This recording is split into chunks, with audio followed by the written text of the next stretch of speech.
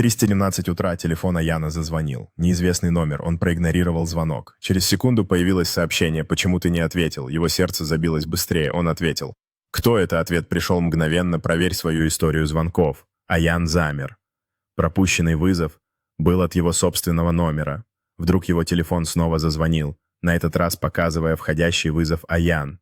Из-за него послышался шепот: «В следующий раз подними трубку». Звонок прекратился. Также остановилось и его сердце. Аян не мог поверить в то, что случилось. Каждая часть его тела кричала о том, чтобы он выбежал из комнаты, но его ноги словно приросли к полу. Он повернулся медленно, его дыхание стало поверхностным, а чувство страха сковывало его.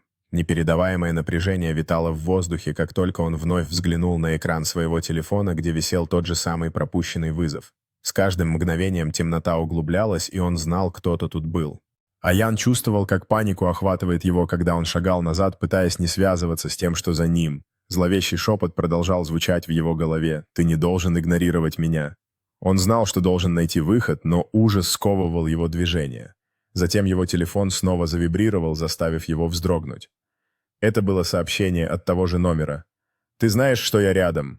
Аян готов был разорвать эту связь с реальностью и броситься в темноту, но что-то его удерживало.